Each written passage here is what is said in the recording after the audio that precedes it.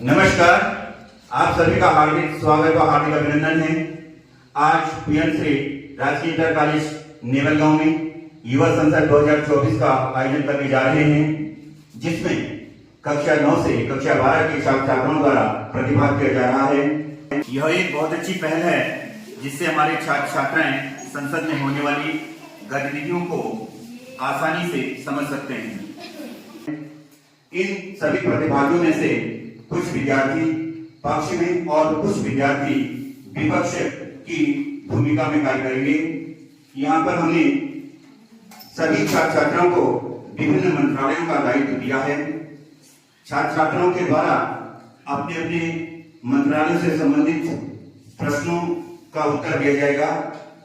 कार्यक्रम की रूपरेखा में सर्वप्रथम राष्ट्रपति महोदय का अभिवादन होगा, उसके बाद शपथ ग्रहण समारोह होगा, तत्पश्चात प्रश्नकाल होगा, जिसमें कि विपक्ष से प्रश्न किए जाएंगे और उन प्रश्नों का पक्ष की तरफ से उत्तर दिया जाएगा।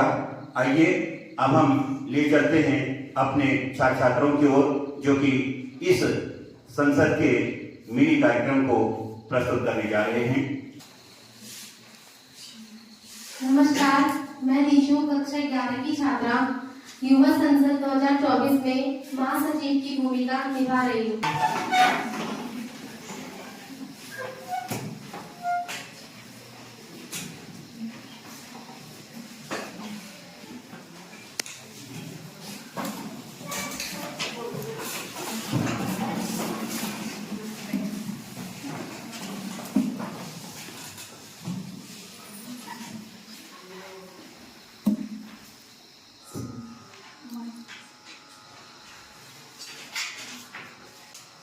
माननीय सदस्यगण, मैं 18वीं लोकसभा के सभी नवनिर्वाचित सदस्यों को बहुत बहुत बधाई एवं शुभकामनाएं देना चाहूंगी।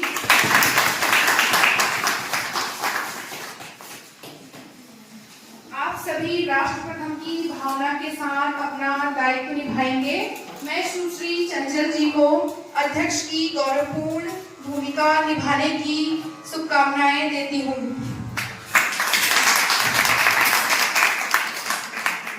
आगामी सत्र में सरकार अपनी इस साल का पहला बजट पेश करने जा रही है। ये बजट सरकार को दूरगामी नीतियों एवं फ्यूचरिस्टिक विजन का एक प्रभावी दस्तावेज होगा। माननीय सदस्यगण, वुमेन लेड डेवलपमेंट के लिए समर्पित मेरी सरकार ने महिला सशक्तिकरण का नया युग शुरू किया है। पहले भारत की नारी शक्ति लंबे समय तक विधानसभा और लोकसभा में आर्थिक भागीदारी की मांग कर रही थी। आज उनके पास नारी शक्ति अधिनियम की ताकत है। माननीय सदस्यगण, पहले जो विद्यार्थी इसलिए भारतीय भाषाओं में शिक्षा ग्रहण करते थे, उनके साथ अन्याय की स्थिति थी। आज सरकार ने नई राष्ट्रीय शिक्षा नीति लागू कर इस अन्याय को दूर करने के लिए कदम उठाया। अध्यक्षा सुश्री चंचल जी को बधाई और शुभकामनाएं देती हूँ और सदन की कार्यवाही प्रारंभ करने के लिए निर्देशित करती हूँ।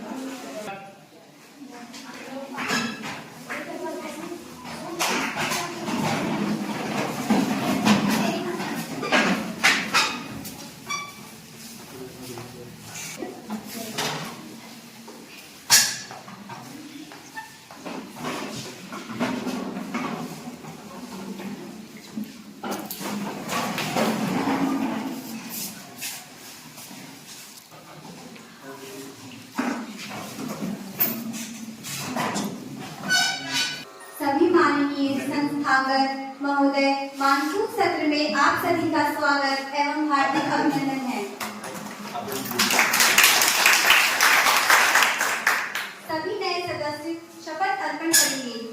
महासचिव महोदय।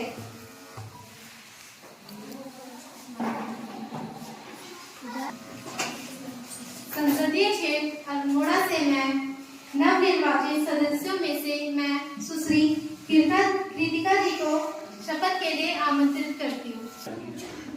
महोदया, आप किस भाषा में शपथ ग्रहण करेंगी? मैं अंग्रेजी भाषा में शपथ ग्रहण करना चाहूंगी।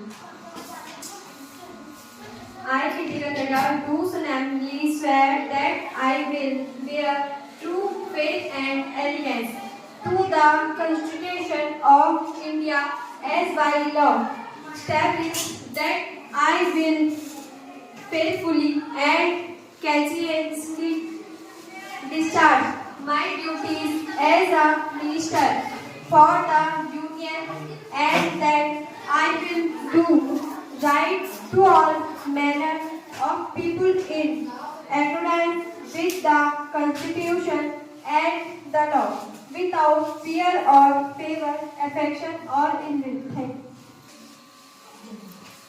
अब मैं संसदीय क्षेत्र उज्जैन से नवनिर्वाचित सदस्यों में से श्री मुकुल जी को शपथ के लिए आमंत्रित करती हूँ। महोदय, आप किस भाषा में शपथ ग्रहण करेंगे? महोदया, मैं संस्कृत भाषा में शपथ ग्रहण करना चाहूँगा।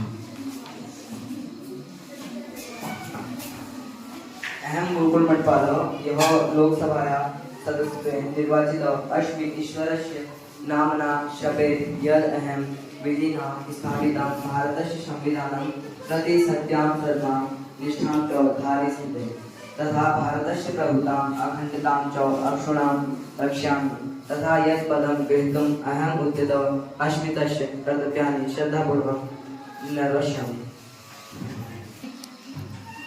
संसदीय क्षेत्र अलवर से मैं नवनिर्वाचित सदस्यों में से श्री विशाल जी को शपथ के लिए आमंत्रित करती हूँ।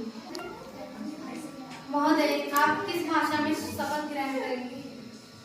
महोदया, मैं हिंदी भाषा में शपथ ग्रहण करना चाहूँगा। मैं विशाल ईश्वर की शपथ लेता हूँ, सत्यनिष्ठा से प्रतिज्ञान करता हूँ कि मैं विधि द्वारा स्थापित भारत के संविधान के प्रति सच्ची श्रद्धा और निष्ठा रखूंगा।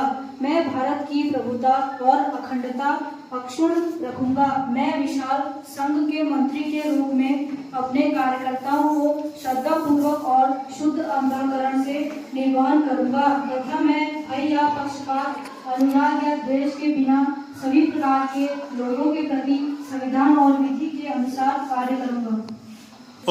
अब सदन के प्रश्नकाल का सत्र प्रारंभ करते हुए मैं प्रश्न संख्या 101 सुश्री रजनी, सदस्य लोकसभा, अपना प्रश्न रखें। माननीय अध्यक्ष महोदया, मैं आपको धन्यवाद देना चाहती हूँ कि आपने मुझे प्रश्न पूछने का अवसर दिया है। महोदया, मैं इस सदन के माध्यम से माननीय स्वास्थ्य मंत्री जी से प्रश्न पूछना चाहती हूँ कि मेरे संसदीय क्षेत्र में अस्पतालों में डॉक्टरों की भारी कमी है। ग्रामीण क्षेत्रों के अस्पतालों में एक्सरे तथा अल्ट्रासाउंड मशीन की कमी है, जिससे लोगों को बहुत बड़ी कठिनाइयों का सामना करना पड़ता है। आपकी सरकार इस संदर्भ में क्या योजना बना रही है? माननीय स्वास्थ्य मंत्री जी, माननीय सांसद रजनी जी के प्रश्नों का उत्तर दें। माननीय महोदया, इस सदन के माध्यम से मैं बताना चाहूँगी कि हमारी सरकार द्वारा स्वास्थ्य पर विशेष ध्यान दिया जा रहा है। स्वास्थ्य सुधार हेतु समय समय पर अनेक नए अस्पतालों का निर्माण किया गया है और डॉक्टरों की नियुक्ति के साथ साथ अस्पतालों में सभी तरह की मशीनों की भी व्यवस्था की जा रही है।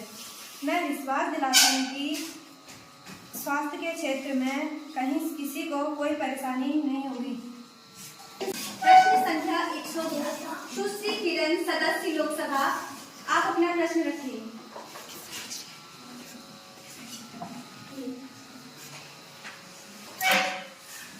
माननीय अध्यक्ष महोदया, मैं आपको धन्यवाद देना चाहती हूँ कि आपने मुझे प्रश्न पूछने का अवसर प्रदान किया।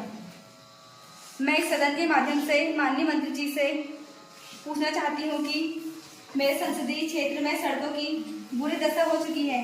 जगह जगह सड़कें गड्ढे में तब्दील हो चुके हैं, जिससे प्रत्येक दिन कोई ना कोई दुर्घटना हो रही है।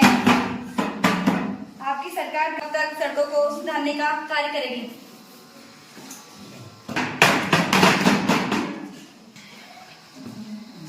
माननीय सड़क एवं परिवहन मंत्री जी, माननीय सांसद किरण जी के प्रश्नों का उत्तर दीजिए।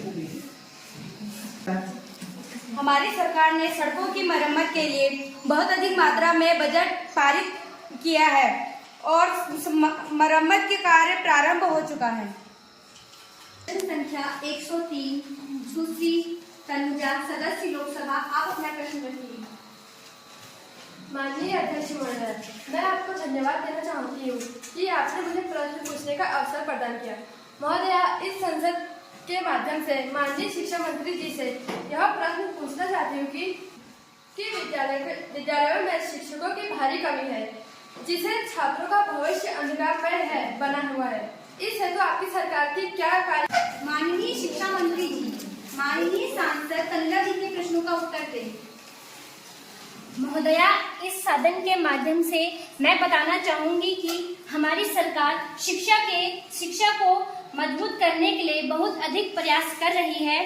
अभी हाल ही में हमारी सरकार ने सभी राज्यों को शिक्षकों की नियुक्ति हेतु निर्देशित किया है। अब कोई भी विद्यालय शिक्षा विहीन नहीं रहेगा। प्रश्न संख्या 105 सुश्री शोभा, सदस्य लोकसभा, अपना प्रश्न रखिए। माननीय अध्यक्ष महोदय, मैं आपको धन्यवाद देना चाहती हूँ कि आपने मुझे प्रश्न पूछने का अवसर प्रदान किया।